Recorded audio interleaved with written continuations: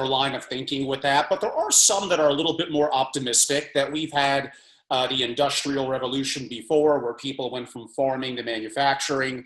I don't think that was a significant skill set difference, and that's going to be one of the challenges now. Globalization and other issues. We're just living simply in a different world. But I could probably paint a little bit of a positive picture with that retraining through a couple of different ways. One of them will simply be the opportunity. Could virtual reality glasses and contacts impart the skill live needed to do a specific task?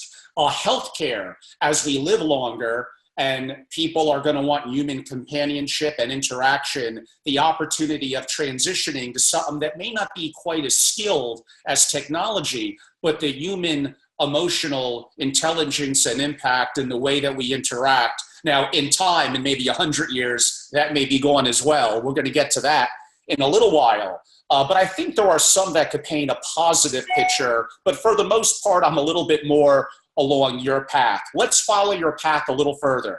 Now we're starting to see unemployment rise. So if you're a politician, nothing is more scary to you than that, because people vote for you. And whether you're a billionaire or you're a negative net worth, if you're a registered voter, your vote's going to count equally the same. So in theory, there's always going to be more have-nots than there are the haves. In theory, although they may not have the money to influence, they're going to be very important to the process here in this country and around the world.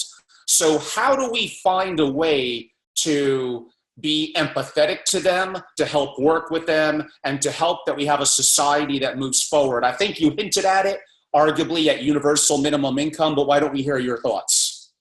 Well, look, I have one of my very first and most formative articles coming out tomorrow about this exact subject. I support a universal basic income, which is very questionable in the libertarian community.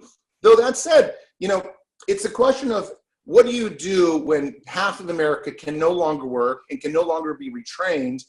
And yes, some jobs may survive. I've often said that America might become a country of artists, because art is something that will always remain subjective.